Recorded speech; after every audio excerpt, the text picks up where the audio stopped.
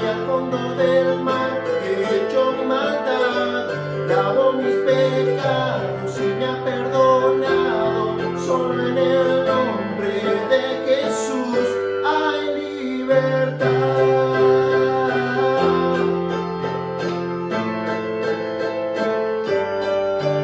Yo proclamo que en la cruz por mí murió y cambió mi duro corazón por libertad, libertad. El poder de su evangelio me salvó y no me avergüenzo del Señor, mi libertad, libertad. Rompió mis cadenas, me dio vida nueva y al fondo del mar he hecho mi maldad, lavó mis pecados y me ha perdonado. Solo en el nombre de Jesús rompió mis cadenas, me dio vida nueva y al fondo del mar he hecho mi maldad, lavó mis pecados y me ha perdonado. Solo en el nombre de Jesús hay libertad. Al que el Hijo hace libre es libre en verdad. Al que el Hijo hace libre es libre en verdad. Rompió mis cadenas, me dio vida nueva y al fondo del mar he hecho mi maldad, lavó mis pecados y me ha perdonado. Solo en el nombre de Jesús rompió mis cadenas, me dio vida nueva y al fondo del mar he hecho mi maldad, lavó mis pecados y me ha perdonado. Solo en el nombre de Jesús hay libertad,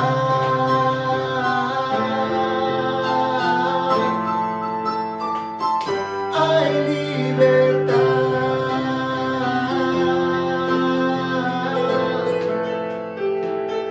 hay libertad.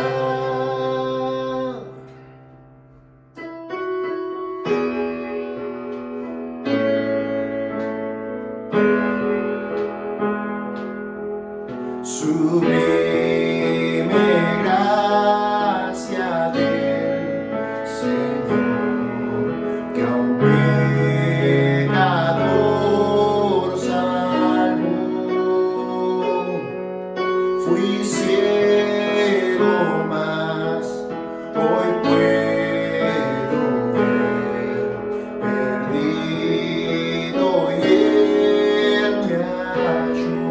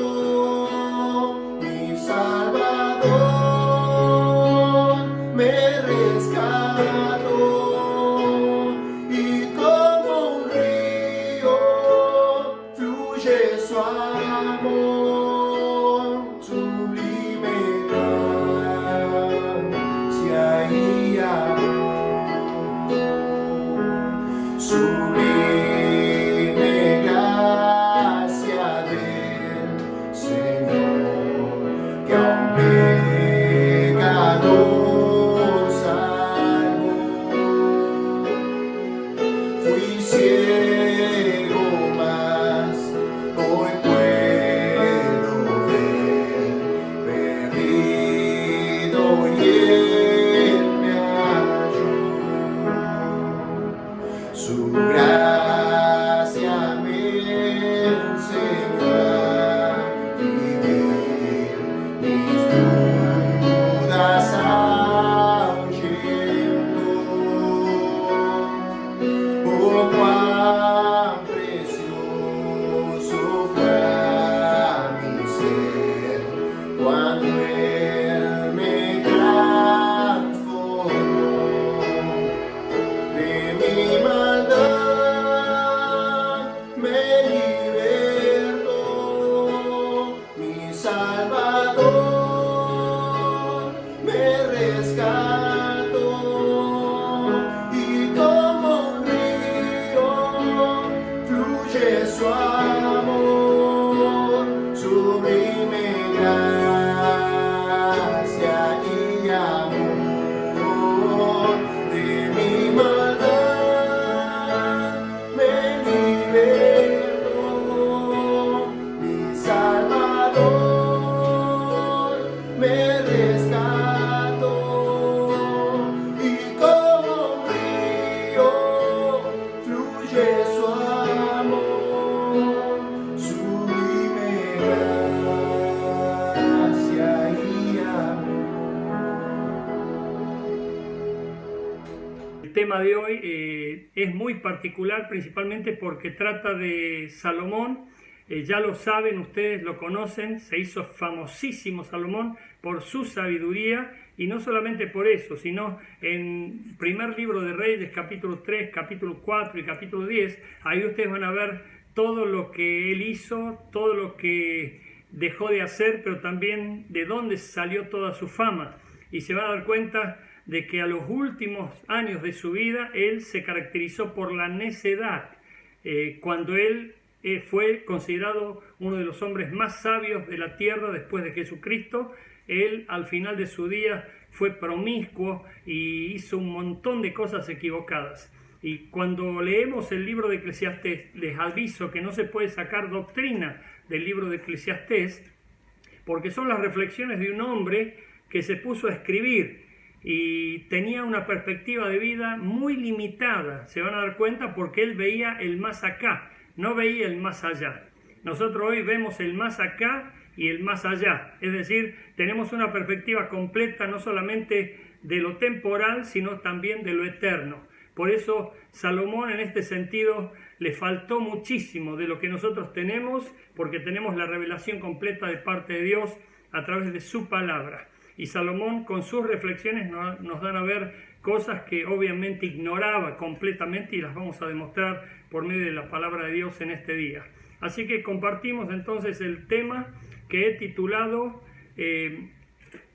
¿Cómo disfrutar la vida?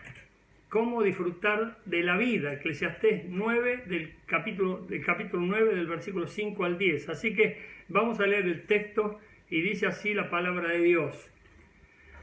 Porque los que viven saben que han de morir, pero los muertos nada saben, ni tienen más paga, porque su memoria es puesta en olvido. También su amor y su odio y su envidia fenecieron ya, y nunca más tendrán parte en todo lo que se hace debajo del sol.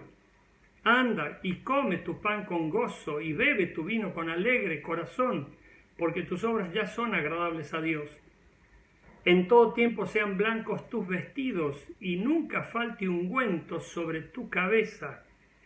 Goza de la vida con la mujer que amas todos los días de la vida, de tu vanidad que te son dados debajo del sol, todos los días de tu vanidad, porque esta es tu parte en la vida y en tu trabajo con el que te afanas debajo del sol.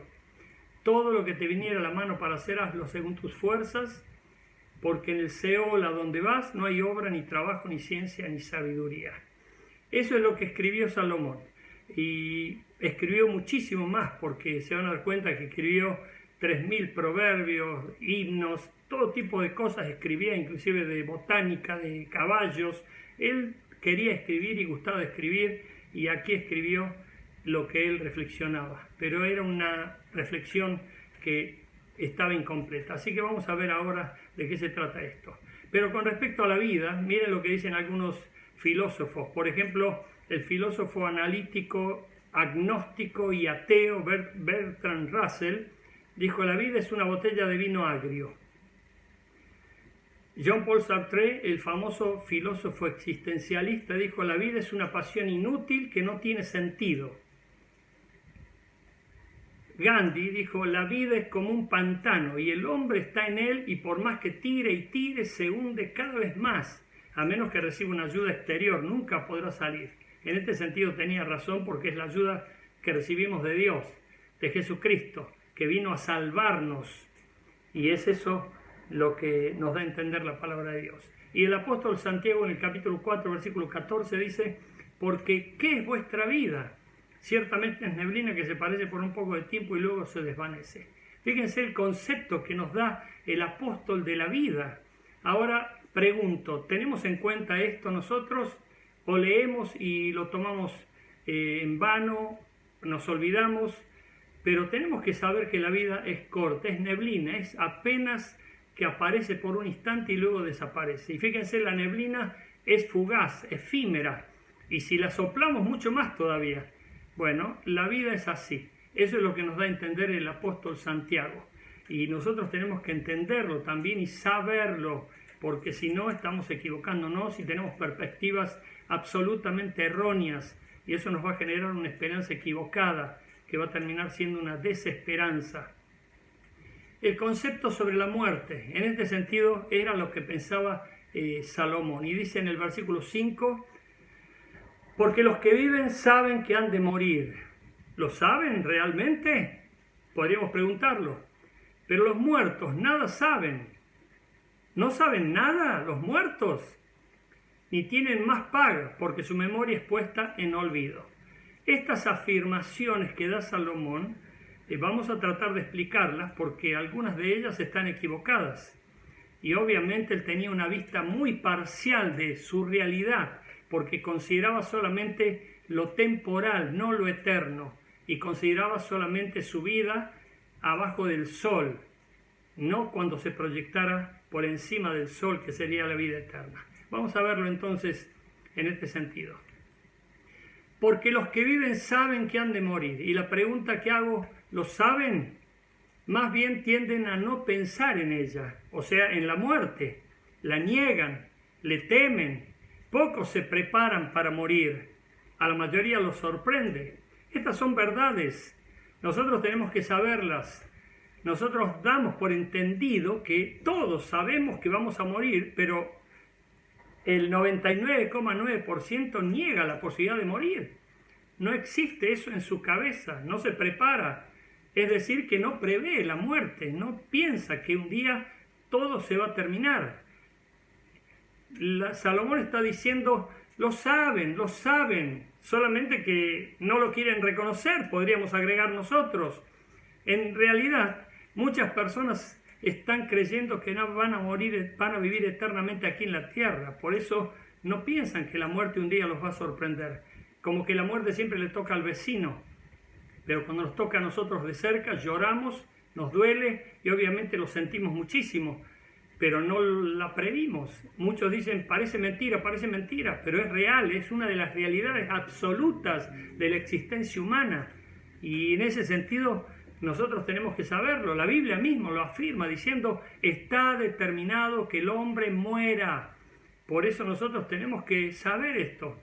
Y Salomón dice: porque los que viven saben que han de morir. De hecho es cierto, pero que lo reconozcamos es otra cosa. Que hay gente que le tiene miedo, también. Hay gente que no se prepara, también. Y a la mayoría le sorprende. Sin embargo, es un hecho preavisado con muchísimo tiempo de anticipación, y muchas veces, como digo, cuando pasa el carro fúnebre cerca nuestro, es como diciendo: existo, estoy a las puertas y llamo, por así decirlo, parafraseando un texto del libro de Apocalipsis.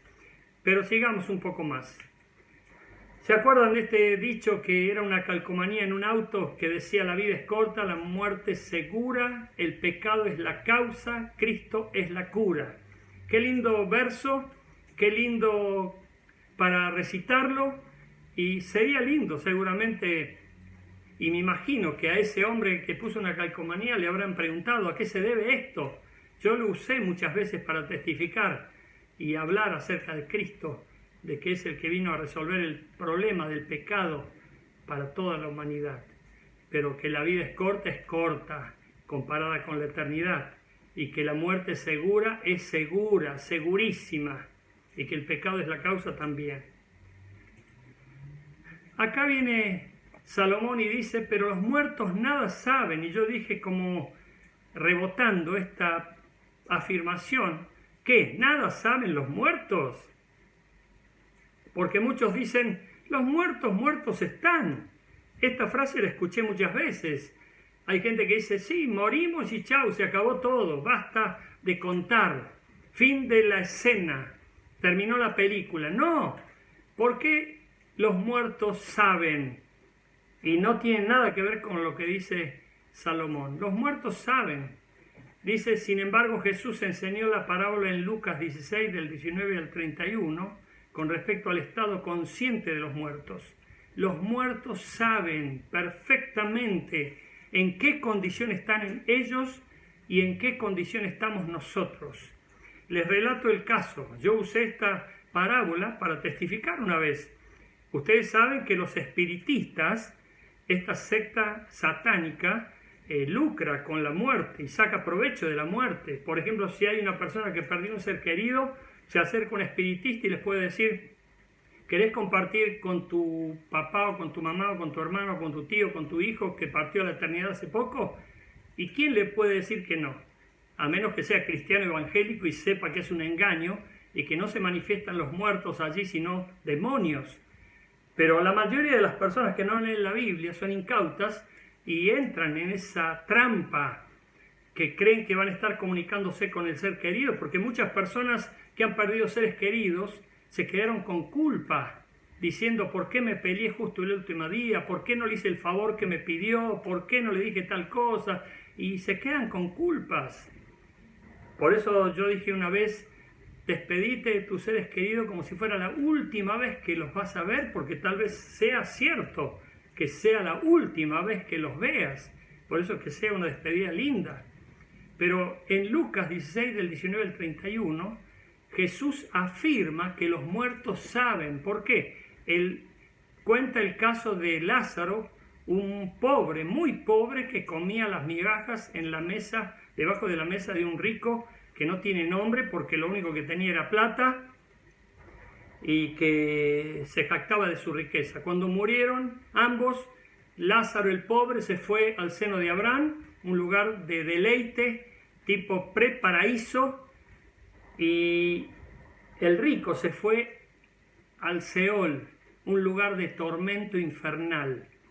Y allí estaba este rico viendo cómo se deleitaba Lázaro y le pegó el grito a Abraham, Abraham, dile a Lázaro que venga y me moje con un poco porque estoy atormentado en esta llama infernal. Y le dice, Abraham, es imposible porque Dios es Dios de vivos, no de muertos. Y los que partieron están vivos, en condiciones diferentes, pero están vivos al fin. Y Abraham le dice, es imposible porque hay una gran cima que nos separa entre los perdidos y los salvos. Y este hombre rico perdido le dice, tengo un papá y tengo 5 hermanos. Miren, sabía y se acordaba de que tenía un padre y que tenía 5 hermanos. Tenía conciencia. Que vaya alguien a predicarles o que se levante alguien de los muertos y le predique. ¿Y qué le dice la palabra? A Moisés y a Elías tienen, es decir, la ley y los profetas. A ellos tienen que oír o tienen que leer. Y le dijo, por más que se levante alguien de los muertos, ellos no lo aceptarían. No sé si te das cuenta. Yo una vez le dije a una persona con la cual tengo mucha confianza, ¿querés que te diga en qué condición está tu pariente? Le dije el nombre, por supuesto, en la eternidad, ahora mismo. Sí, me interesaría. Y le dije, está pidiendo que vos conozcas a Cristo, está pidiendo que vos aproveches tu oportunidad para no ir a un lugar de tormento. Él está en el cielo porque recibió a Cristo, pero lo mismo que hizo el rico para evitar de que sus padres y sus hermanos fueran a ese lugar de tormento, lo está haciendo también fulano, para ver si vos tomás conciencia. Y yo vengo de parte de Dios, le dije, para decirte esto. Pero esta persona hizo caso omiso, como diciendo, sí, está bien, es la Biblia, pero siguió igual. Quiero decirte que los muertos saben, están conscientes de cuál es nuestra realidad también. Ni tienen más paga. En este sentido es cierto. Aquí por supuesto que se terminó su ganancia. Por supuesto esto tiene que ver con lo material, pero hay asuntos espirituales pendientes. Pero es cierto, a menos que esta persona que murió haya dejado una herencia en un fideicomiso. No sé si sabes cuál es la modalidad legal de este medio, de que muchos ricos dejan plata a sus descendientes para que se les sean pagados mensualmente cierta cantidad por cierto tiempo, y cuando son ya mayores de edad pueden ellos mismos hacer uso de su propia fortuna o de su propio dinero, pero mientras tanto tienen que ser otros los que estén administrándoselos. Pero hay una paga en el más allá que es espiritual, la salvación o la condenación. Nosotros todos recibiremos una paga, aunque la salvación nuestra no costó nada para nosotros porque fue toda paga por Jesucristo. Él pagó el precio, no con cosas corruptibles como el oro o la plata, sino con su sangre preciosa derramada en la cruz. Hay una recompensa y por supuesto el gozo del Señor, la salvación eterna de nuestra alma, pero la condenación y el pago del fuego eterno para aquellos que están condenados y han ido al infierno por no haber aceptado a Cristo oportunamente. Porque su memoria es puesta en olvido, y es cierto esto, pero de manera general. Aquí Salomón está hablando en general, no está hablando de excepciones. Y quiero llamar tu atención, porque es general que nosotros pasemos al olvido. ¿Por qué? Porque este texto es verdad. Su memoria es puesta en olvido. Una persona muerta es una persona que por supuesto es llorada, hay un duelo. A menos que seas alguien excepcional, lo general que te espera es el olvido. ¿Pero por qué dice eso, pastor? Porque la Biblia lo dice, y en este sentido Salomón tenía razón. ¿Por qué? Porque él analizaba la historia de los muertos a su alrededor y se daba cuenta que si vos le seguís una trayectoria a una persona que murió, puede ser que el primer año visiten el cementerio, arreglen la tumba, pueden llevar flores, pero con el paso del tiempo eso va decayendo, hasta que las mismas personas que mantuvieron un duelo y un llanto por el ser querido que partió, mueran también. Y quienes vayan quedando ya no tengan tanto sentimiento afín a esa persona que partió, porque eran más distantes. Por eso es común ver en los cementerios tumbas abandonadas, tumbas que están llenas de tierra y sin ninguna planta, yuyos, y otras que están muy prolijitas. ¿Por qué? Porque se notan que hay alguien que las está cuidando.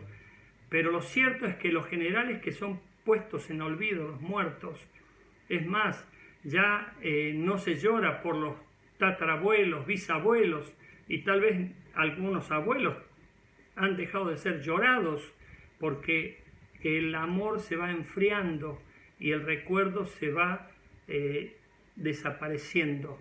Y mucha gente, a menos que sea excepcional, va a quedar en el olvido. Y eso es lo triste. Pero estamos hablando de cosas generales. Mira lo que nos dice la Biblia al respecto. Y esto es lo lindo. En Apocalipsis capítulo 14, versículo 13. Bienaventurado de aquí en adelante los muertos que mueren en el Señor. Sí, dice el Espíritu, descansarán de sus trabajos, porque sus obras con ellos siguen.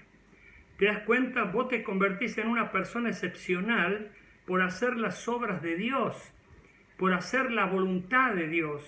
por hacer lo que Dios te encomienda, te encarga, te pide, porque para eso somos constituidos canales de bendición para el mundo perdido y somos de parte de Dios quienes seguimos sus enseñanzas, pero también predicamos acerca de Él para que lo conozcan. Por eso todo eso va a quedar, todo eso se va a recordar. Hoy tenemos los héroes de la fe, la galería de Hebreos capítulo 11, donde hay un montón de nombres. Hoy recordamos a Salomón porque hizo algo excepcional.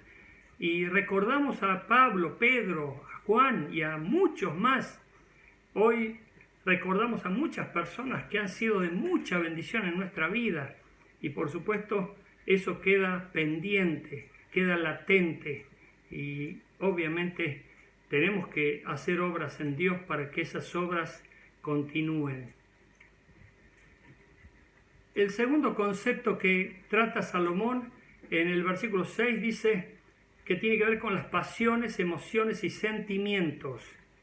También su amor y su odio y su envidia fenecieron ya, y nunca más tendrán parte en todo lo que se hace debajo del sol. Bueno, aquí Salomón se equivoca. ¿Por qué? Porque dice ya nunca más esto que sentimos, estos sentimientos tan fuertes, tan poderosos como el amor, el odio, la envidia, desaparecen. No, se mantienen porque son semillas, son cosas que se mantienen y hasta por generaciones. El amor es el principal fruto del Espíritu. ¿Cómo va a desaparecer? Cuando hay amor, ese amor se contagia, crece, se multiplica, se muestra. Ese amor se prodiga. El odio también es una semilla de maldad y de veneno. Y cuando hay, por supuesto, también se multiplica y se contagia y se distribuye. Y la envidia es carcoma de los huesos, dice Proverbios 14:30. Hay personas que no se dan cuenta que la emoción que viven, los sentimientos y la pasión que viven, todo eso va a trascender, no queda, no muere. ¿Por qué? Porque a menos que nosotros cortemos estas cosas, van a seguir definitivamente. El amor, si está, hay que mantenerlo y hay que difundirlo y hay que experimentarlo y mostrarlo cada vez más y crecer en el amor, Pero si vos reconoces que hay odio, que hay envidia, que hay maldad y que hay emociones violentas que están albergadas en tu corazón y eso te produce rechazo, bronca, rabia, rencor y deseos de venganza, vos sos el que tenés que tomar la decisión para cortar definitivamente eso, porque vos te vas a morir, pero ese sentimiento, esa emoción, esa pasión desordenada, venenosa, maligna, va a seguir en tu familia y va a trascender generaciones. Por eso vos ves familias que se odian de generación en generación. De ahí viene lo que nosotros usamos en guerra espiritual para combatir, por supuesto, que son las maldiciones generacionales, de maldiciones inmundas que se van estableciendo de generación en generación, porque una familia se apoderó de una emoción violenta y la acarició y la perfeccionó, y eso siguió, afectó como veneno a toda su descendencia, y eso se transmite de maldición en maldición. Por eso hay familias que dicen, ¿de dónde me va todo mal? Y a lo mejor fue una familia anterior, un abuelo, un tatarabuelo, alguien, un ancestro que hizo algo maligno y eso no se cubrió, no se curó, no se cortó. Miren, cuando estuve en Zapala, donde mataron al soldado Carrasco, me llevaron a conocer donde lo mataron y era un lugar tétrico, lúgubre, seco. Zapala es muy seco y empezamos a caminar y me empezaron a contar la historia de ese pueblo, un pueblo que está dividido por la zona nueva y por la zona vieja, y la parte vieja es donde mataron al soldado Carrasco, y resulta que el dueño de esas tierras era un hombre que tenía mucho odio y venganza y deseos de rencor o de venganza contra un contrincante, y se cuenta que hizo un daño muy grande, y me contaban los que nos dejaron entrar allí, porque es un militar, un destacamento, era un soldado, y me decía, toda la familia de ellos se han suicidado, se han matado, terminaron muy mal. Bueno, era una maldición que se mantuvo de generación en generación y todos fueron afectados por ella. Por eso Salomón está trayendo la atención a esto y por supuesto nosotros queremos decir la otra parte, lo que la Biblia nos enseña. Así como el amor se prodiga, se muestra y crece y tiene que trascender y afectar a muchísimos, también el odio, el rencor, la envidia afecta para mal a muchos, a menos que la corten. En Gálatas 6, del 9 al 10 dice: no nos cansemos pues de hacer bien, no nos cansemos pues de hacer bien, porque a su tiempo segaremos, vamos a cosechar, si no desmayamos. Así que según tengamos oportunidad, hagamos bien a todos y mayormente a los de la familia de la fe. Esto es una verdad. Aquí podríamos haber puesto el otro texto también que dice: pense con el bien el mal. Pero es triste porque nosotros sabemos estos textos, pero no los usamos. Desmayamos y al mismo tiempo, en vez de vencer el mal con el bien, somos vencidos de mal y queremos vencer el mal con más mal todavía. Porque hay personas que en vez de decir prefiero perder yo para que gane Cristo, se envalentonan y se ponen a pulsear con los mundanos para terminar ganando en una lucha de orgullos, cuando nosotros tenemos que dar el ejemplo siempre para que gane Cristo. Nosotros tenemos que ser ejemplos.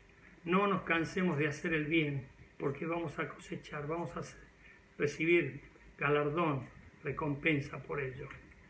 El concepto sobre las cosas simples de la vida, eso es lo que reflexionó Salomón. Y mira lo que dice en el versículo 7.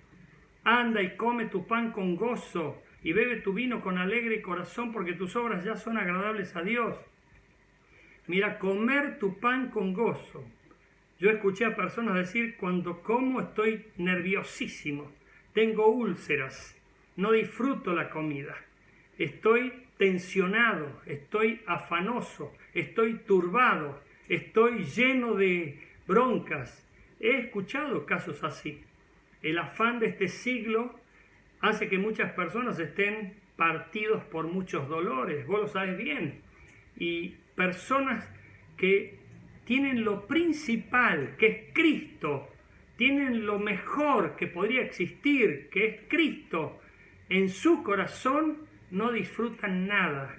Viven partidos por muchos dolores, afanes, ansiedades, angustias, amarguras que les torturan la existencia. Pero aquí Salomón dice: come tu pan con gozo y bebe tu vino con alegre corazón, porque tus obras ya son agradables a Dios. El pan y el vino son los dos elementos de la cena, son elementos de comunión, son elementos de compartir, son elementos para estar con tus seres queridos, amados, y para disfrutar de las cosas básicas y simples de la vida. 1 Timoteo 6, del 8 al 10 dice: así que teniendo sustento y abrigo estemos contentos con esto, porque los que quieren enriquecerse caen en tentación y lazo y en muchas codicias necias y dañosas, que hunden a los hombres en destrucción y perdición, porque raíz de todos los males es el amor al dinero, el cual codiciando algunos se extravieron de la fe y fueron traspasados de muchos dolores. Yo te dije que Dios me ha dado el privilegio de estar con personas en muchos países y en varios lugares, gente con muchísimo dinero que se quería matar, gente que tenía todo económicamente, materialmente, lo que un ser humano común y corriente podría desear, sin embargo no disfrutaban nada. Un hombre empresario me decía: por ganar plata me perdí la infancia de mis hijos, hoy ni los conozco, no tengo la experiencia de haberlos llevado a la escuela, ni siquiera los he acariciado, los he abrazado, los he escuchado. Yo perdí esa oportunidad por la plata. Literalmente fue lo que escuché. Como también escuché a un preso que recién salía de la cárcel, y yo lo fui a buscar porque yo predicaba en las cárceles de Córdoba, iba a visitar a los presos, y este preso, cuando salió, inmediatamente que salió, se quedó mirando el sol, mirando el cielo, y se quedó extasiado, mirando para arriba un buen rato. Y yo lo quise llamar y le dije, vamos. Y él me dijo, espera, no sabes cuánto hace que no hago esto. Estaba disfrutando ver el cielo, el sol, ver para arriba. ¿Cuánto hace que no mirás para arriba? Bueno, déjalo ahí. Pero al mismo tiempo vi en una visita a otro preso, que por supuesto estaba libre, ya había sido liberado, y lo fui a visitar a su casa, y él me dijo, ¿sabe, pastor, cuál fue lo que más me impactó y lo que más quise escuchar y quise ver apenas saliera en libertad? Yo pensé que me iba a decir su familia, no, dice, a los pajaritos. No escuché el canto de los pájaros, nada. ¿Saben lo que extrañaba eso? Era algo sencillo, simple, básico, pero había perdido esa oportunidad. Muchas personas pierden oportunidades de disfrutar las cosas sencillas y básicas de la vida con los que amamos por estar detrás del afán, del mucho poder, dinero y de otras cosas que turban y hace que la gente pierda esa posibilidad. Por eso verlos a ustedes hoy en familia, verlos a ustedes reunidos alrededor de una mesa, es un deleite, es una bendición, es una gloria realmente, y aliento que se siga haciendo eso. Y por supuesto disfruten muchísimo más el hecho de estar juntos para sacar provecho al máximo de la comunión, porque eso es bueno delante de Dios. El concepto sobre la esencia y la apariencia. Eclesiastés 9:8 dice, en todo tiempo sean blancos tus vestidos y nunca falte ungüento sobre tu cabeza. Nosotros podíamos leer este texto y decir, bueno, Salomón no era espiritual porque tuvo muchísimos errores. Él fue sabio un tiempo, pero después se convirtió en una persona absolutamente necia porque todo lo que hacía lo hacía mal. Ya se van a dar cuenta cuando lean el primer libro de Reyes, capítulo 3, capítulo 4 y capítulo 10. Ahí detalla todas las cosas que hizo Salomón y todo lo que se equivocó. Terminó casándose con brujas, terminó adorando a dioses paganos, terminó siendo un promiscuo, tenía montones de concubinas y por supuesto hizo muchas otras cosas mal. Pero aquí podríamos espiritualizar el texto nosotros y verlo desde el punto de la esencia, lo que significa la blancura de nuestros vestidos y el ungüento sobre nuestra cabeza, que podrían representar a la blancura del vestido blanco de los sacerdotes, porque era lino blanco puro, y también el ungüento, que era la unción de los sacerdotes o los reyes, y podríamos quedar en eso. Desde el punto de vista de la esencia, podría ser virtud, pureza, santidad, y el ungüento podría ser unción, plenitud del Espíritu, porque son símbolos. El aceite es el aceite con el que se unge a los reyes, a los sacerdotes y a los enfermos. Y simboliza también el Espíritu, la plenitud del Espíritu. La lámpara del templo tenía que estar llena de ese óleo puro, un aceite puro, para mantener la unción y la llama encendida, simbolizaba la presencia de Dios con el pueblo. Bueno, podríamos espiritualizarlo nosotros y pensarlo desde ese punto de vista, como que Salomón tuvo esa idea al decir que tus vestidos sean blancos y que te pongas un buen ungüento. Sin embargo, yo creo que tiene que ver también con el otro, desde el punto de vista de la apariencia. Limpios, vestimenta limpia, pulcritud, prolijidad, bien vestidos, era esa la idea, y el ungüento, perfume, olor y agradable. Y esto también tiene su importancia. ¿Por qué? Porque también tenemos que disfrutar la vida de estas cosas. Porque si hay suciedad, mugre, mal olor, no se disfruta nada. Si hay desorden y si hay falta de limpieza, no se disfruta. Bueno, el tema es que Dios me ha permitido predicar, por ejemplo, como en 7 iglesias de afroamericanos en Estados Unidos, en diferentes estados, y a mí me impactó la pulcritud, el orden, la limpieza. Bueno, en todas las iglesias anglo es característico ese perfil, pero en las iglesias de afroamericanos me impactó ver cómo se visten para ir a la iglesia, cómo se preparan para ir a la iglesia.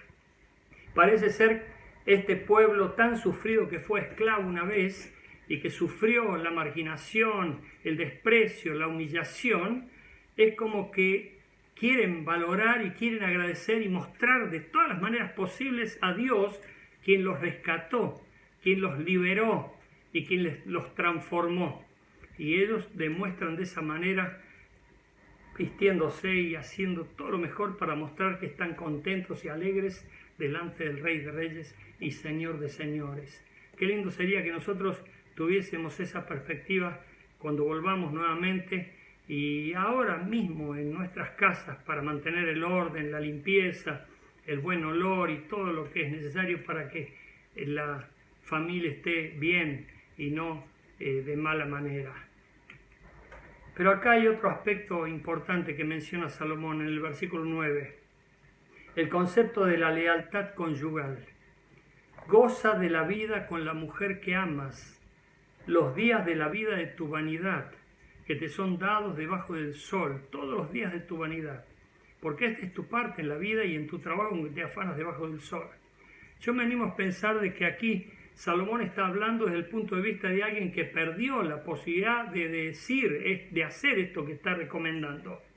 Porque dice, goza de la vida con la mujer que amas. Bueno, él amó a muchas mujeres.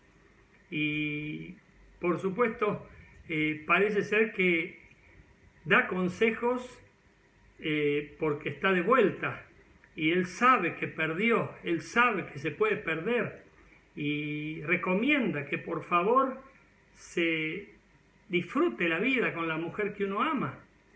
Sin embargo, muchas personas, ustedes saben bien, se dejan llevar por la infidelidad conyugal, terminan engañando, traicionando, y cuando esos engaños son descubiertos, sumergen en mucha tristeza, mucho dolor, mucha vergüenza y aún deseos de venganza por parte de quienes han sido traicionados. Y es triste que haya algunos creyentes involucrados en estas malignidades. Y aquí Salomón está recomendando goza de la vida con la mujer que amas. Nosotros tenemos que tener mucho cuidado y darle muchas gracias a Dios. Por eso yo te quiero recomendar, no a modo de maestro, ojo, porque yo también estoy aprendiendo, 3 sugerencias para mantener la llama del amor encendida, importantes para mí. La primera es rechazar toda tentación a la infidelidad conyugal y todo pensamiento que perturbe y sea divorcista. Te lo voy a explicar rápidamente. Toda tentación a la infidelidad conyugal, vos la sabes bien. Todo lo que te pueda traer del sexo opuesto, todo lo que te pueda llamar la atención del sexo opuesto, puede ser una fuente de tentación. Y si empezás a pensar al respecto y pensás de una manera muy, muy persistente, ya es obviamente que ese pensamiento te perturba y puede convertirse en una obsesión. Y hay muchas personas obsesionadas con el sexo opuesto porque están mirando para otro lado en vez de mirar a la mujer de su juventud y serle leal y fiel porque Dios los unió. Y comienzan a darse mucha manija con el divorcio, la separación, y eso empieza a debatirse y ya comienza a instalarse como una posibilidad latente. Pero yo te pido por favor que rechaces todo eso, de plano, inmediatamente cuando llegue a tu mente lo cortes, porque si no vas a estar atentando contra la voluntad de Dios, siendo contra la voluntad de Dios, y eso es condenarte. Rechazá por favor de plano todo esto. Pero la otra es recordar la voluntad de Dios al unirse en matrimonio. ¿Cómo se conocieron? Eso es muy importante. Yo te puedo asegurar que si vos recordás que Dios los unió, no lo va a separar el hombre. Y que Dios permitió esa unión, no fue un capricho, ni fue que Dios estaba durmiendo y el diablo se metió. No, es Dios el que permitió que conocieras, te unieras a esa persona que hoy comparte tu vida. Y recordá cómo se conocieron. Te puedo asegurar que va a traer a tu memoria un montón de cosas lindas que van a renovar el amor que sentiste en ese momento. Y no vas a permitir que ese amor que una vez existió muera, porque el verdadero amor nunca deja de ser. Por eso recordá cómo te conociste, contáselo a tus hijos y recordalo vos con tu cónyuge, porque eso va a ayudar mucho en la relación. y seguramente va a renovar muchas cosas. Reconocer los felices que son, cosas lindas hacia el cónyuge. Es muy importante que reconozcas, porque no creo que haya sido toda una tragedia, o no creo que todo haya sido mal, no creo eso. Hubo un momento de felicidad, un momento en que disfrutaron la vida y estuvieron bien. Que hoy se hayan desgastado, se hayan descuidado, se hayan distraído y se estén desviando por otros caminos, es otro tema, pero trata de recordar los felices que fueron un día y eso seguramente va a renovar tu amor y tu deseo de felicidad con la persona que Dios puso a tu lado. Y cosas lindas decirle a tu cónyuge, que la amás, que la querés, que la admirás, que realmente es una bendición para tu vida. Y te puedo asegurar que eso va a ahuyentar al diablo y va a ahuyentar a cualquier posible futuro candidato que se quiera postular como para reemplazar a tu cónyuge. Eso seguramente no va a tener ningún efecto porque le vas a cortar toda posibilidad. Y por último, el concepto del trabajo y la oportunidad. En Eclesiastés 9:10 dice: todo lo que te viniera a la mano para hacer, hazlo según tus fuerzas, porque en el Seol a donde vas no hay obra, ni trabajo, ni ciencia, ni sabiduría. Y en este sentido Salomón está hablándonos de la oportunidad del día presente, que nosotros aprovechemos al máximo este día, que no perdamos oportunidades, que lo usemos al máximo con todas nuestras fuerzas, que nos concentremos al máximo, porque de Él Dios nos va a pedir cuentas. Y por supuesto, cada cosa que hagamos va a tener repercusión, va a tener bendición, va a ser para la gloria de Dios. Es el día de hoy, del que disponemos para aprovechar. Por eso no lo desperdicies. Dale gloria a Dios, dale gracias a Dios, pero bendecí a alguien a tu alrededor y por supuesto decirle que lo amás, porque Dios lo puso a tu lado con un propósito maravilloso. Y seguramente eso va a hacer que tu vida tenga mayor sentido y vas a disfrutar la vida de una manera como nunca te lo hubieses imaginado. Muchas personas no están aprovechando los tiempos ni las oportunidades y terminan después lamentándose por que lo perdieron. Nosotros tenemos que aprovechar como personas que ya tenemos toda la perspectiva completa, lo temporal y lo eterno. Salomón tenía solamente lo temporal y no veía nada más allá. Nosotros estamos viendo mucho más allá que él y por supuesto la Biblia nos está enseñando a verlo. Vamos a orar para que Dios nos ayude y que Dios esté dándonos mucha sabiduría, mucha capacidad de aprovechar al máximo todas las cosas para que Dios se glorifique. Amén.